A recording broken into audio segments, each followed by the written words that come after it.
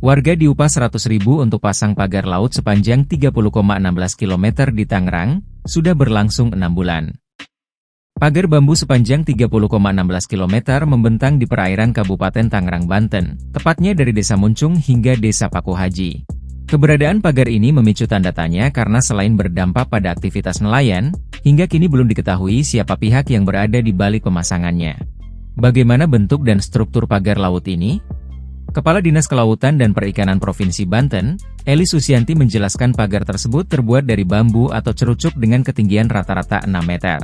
Struktur ini diperkuat dengan anyaman bambu, paranet, dan pemberat berupa karung berisi pasir. Kemudian di dalam area pagar laut itu juga dibuat kotak-kotak yang bentuknya lebih sederhana dari pagar laut itu sendiri, kata Eli.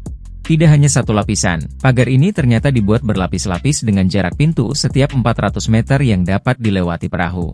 Namun di dalamnya masih terdapat lapisan pagar tambahan yang membentuk pola seperti labirin.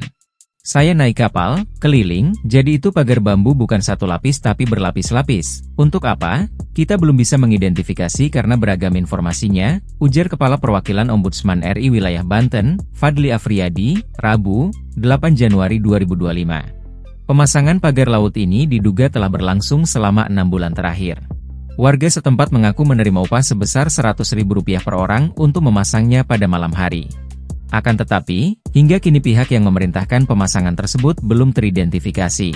Siapa yang melakukan belum teridentifikasi, warga sampaikan malam-malam disuruh pasang dikasih uang Rp100.000 per orang, cuma itu yang memerintahkan siapa kita belum sampai situ, ucap Fadli.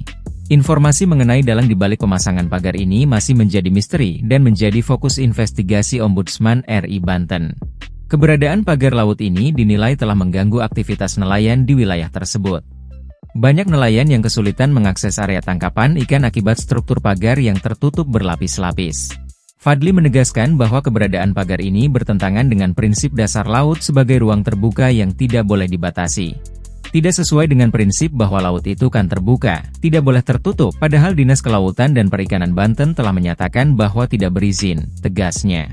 Selain itu, dampak ekonomi juga dirasakan oleh lebih dari 3.888 nelayan dan 502 pembudidaya yang sehari-hari beraktivitas di kawasan ini.